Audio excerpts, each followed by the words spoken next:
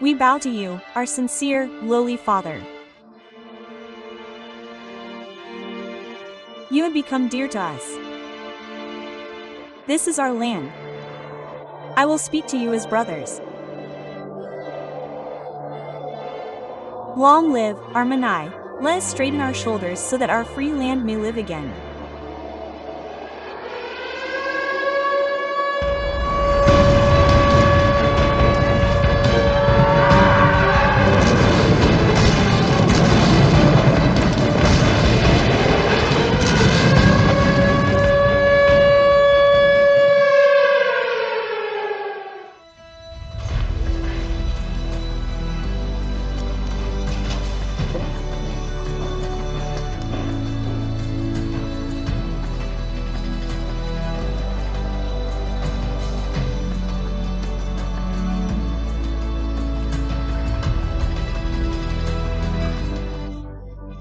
This is a film set, a real building or a set.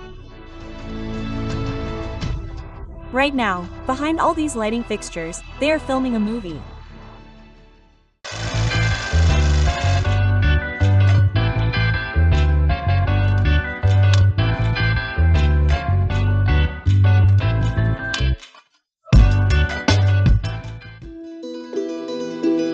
Minsk has once again become the capital of film production. This time, a joint project between Belorusfilm and the war film Batька Minaya, Partisan Legend.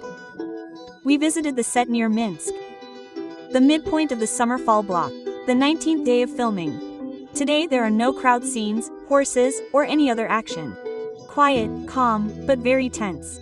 A complex scene, long dialogues, a dramatic moment. And while film life is in full swing within the walls of the constructed sets, we will immerse ourselves in how it was created. An old pioneer camp. And I built a set here based on the Pudong cardboard factory. Minае Šmyrevė was in charge of it, and so we created a sort of factory complex. We actually built an entire entrance area, and it was all prefabricated. This is all a set. This Pudong cardboard factory, it's all a set. It's prefabricated. This is all props. And this is foam plastic, wood, made to look like lattice. So, we painted the entire complex of these buildings, painted them, then textured them so they would settle into the space, age them, add streaks, and so on. And even the set is guyed because the weather is severe, the wind, the windage, everything could be destroyed. Most of what surrounds us on the set is a set. Some is made of cardboard, foam plastic, wood. What surprised me most was the steam engine, a mobile steam engine for agricultural needs and generating electricity in the field. You wouldn't immediately guess that it's not made of metal.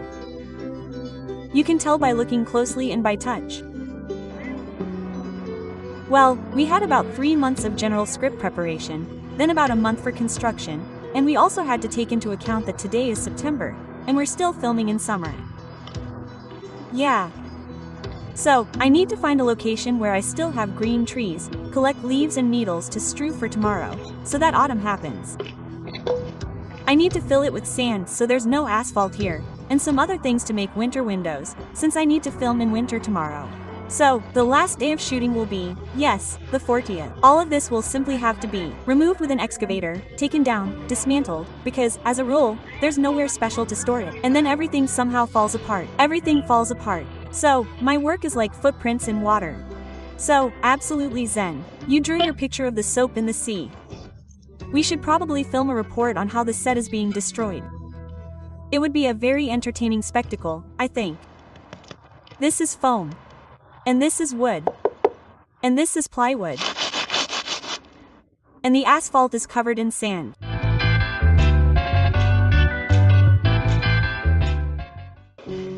It's difficult to communicate with the actors between takes. They are always happy to chat with open hearts, to catch their breath after a really difficult scene. They even manage to joke around, practically without breaking character. 60% discount for old age. Wonderful. I really like your attitude. Don't look at me because I'm so handsome. What am I doing? Oh, wow. Yes, this is the first time in my life I've seen something like this. There, no, I had fangs before. Fangs like this, vampires. They are Mikhail's only transformation. Makeup and costume are only a small part. Sometimes for a role, especially the role of a villain, you have to turn your whole soul inside out in order to believe both yourself and the audience. Today, for the first time, the traitor Filminkov is being brought before the commandant. This is my first meeting with the commandant.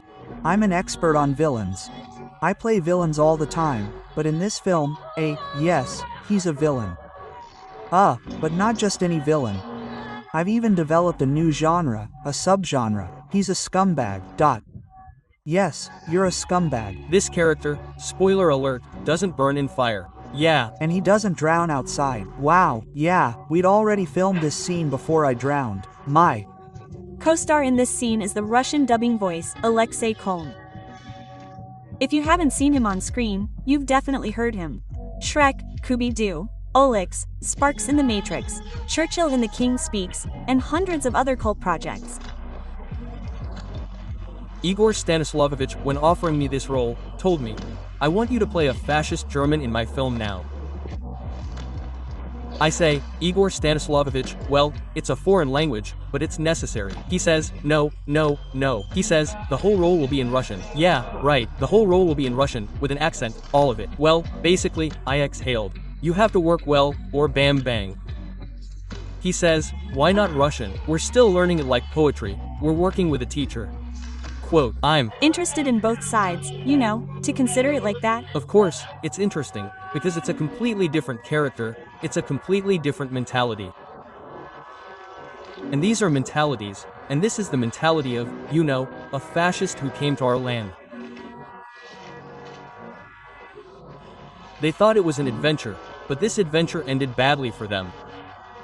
Actors, of course, have a frantic pace. Between takes, for a couple of minutes, or sometimes just a couple of seconds, they manage to run out, take a breath of fresh air, and then, back on set.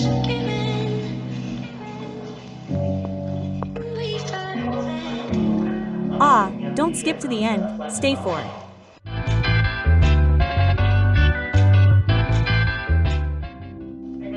What kind of project is this? We'll tell you. Batьки Миная, a partisan legend. The film tells the story of the Belarusian partisan, hero of the Soviet Union Minае Šmyrevе, whose story has long since become a folk legend.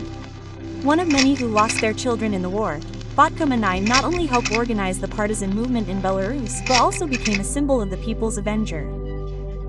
And now, once again, this story is finding its color, texture, life, and an audience. You see, the sun is shining, the weather has cleared up.